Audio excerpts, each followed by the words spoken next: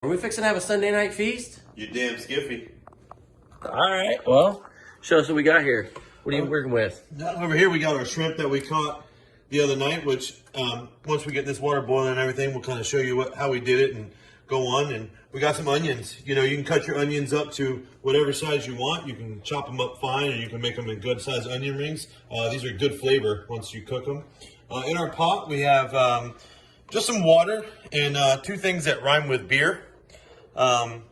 And then we'll put in a little bit of Old Bay. But, you know, we'll do a little pop since we didn't have any Danos. You know, you can put as much as you want. There's no certain amount that you got to have. It's your flavor profile. You want extra, put extra. You want less, put less. We're also going to put it in a little Cajun two-step. You know, give it a little flavor. All right, so we're going to get this rolling to a boil. I'm going to dump these onions in, let them cook, and we'll get this rolling to a boil, and we'll get back and show you what we do after that. All right, guys. Well, as you can see, we're out here, and we got the tiller drive. Made that thing up just so we could get out here. But we're about to do some, about to go out and do some shrimping. And we're gonna stay out here for, I don't know, maybe 4 or 5 hours and see what we get. We got our dip nets, we got lights, we got everything we need. And we even brought our gigs just in case we decide to go do some flounder gigging. All right, guys, so me and Jeff are out here. We got the lights going, we got everything going. We're right here by the channel marker. We're inside the edge right here, so we're not blocking anybody or anything, but we should still be in the shrimp. So anyways, we got this all set up, and let me spin this around here. And we got these lights off of Amazon, you know, my favorite, Amazon. It's like Wally World. we got those on those poles, and we have them zip tied down at the bottom and shoved down. And what we've got is we got these brackets, and they actually mount to the screw hole right here, and they're spun over to the side. But we use our flounder gigging lights. And Jeff, you want to show the flounder gigging lights here? Yeah. It's right over there. We actually have the outdoor outrigger lights here, and I have them with those Deutsch connectors I was talking about that we showed on that last video. And that's a waterproof connection, man. Easy peasy every time. We got them hooked up on the batteries. We got everything we need. So we might hang that thing off the side to get us a little bit extra light, because if you look, I mean, it's kind of, it's more focused toward the front here. So I should have gotten my ones done on the side here today. But anyways, when the tide turns, we're sitting here waiting. That's New Smyrna Beach right down there. So when the tide turns, we'll be facing down here. We'll be facing towards the south, and we'll hopefully get us some stuff on the outgoing tide. See if we can't catch some stuff on the camera here. So we'll come back when we got something going on.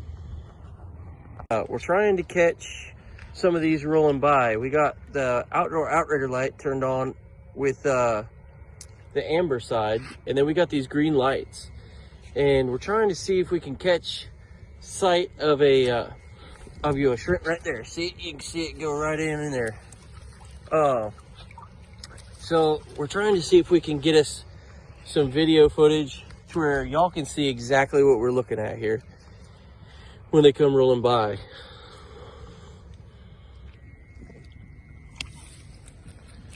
So y'all saw that go into the net, and we've been out here for, I'd say, what, 2.5 hours? Yeah. And you know, it seems like we've done pretty well. We've got about 2 gallons there, maybe 2.5. But it's already on ice, and they are slowly but surely, they're starting to slow down. We were out here about 1.5 hours before the tide changed, and we just got everything set up and hung tight, and we got our first one within like 10 minutes of having the lights set up. We were just sitting on the cooler watching, and as we were sitting on the cooler watching, we just looked over, we said, tide's slowing down, and bam, there was one that's hanging out. All right, guys, we got our water here at a heavy rolling boil. We got our shrimp over here. We've already deveined and deheaded those. We're gonna get those in there, and we'll show you that video right after that.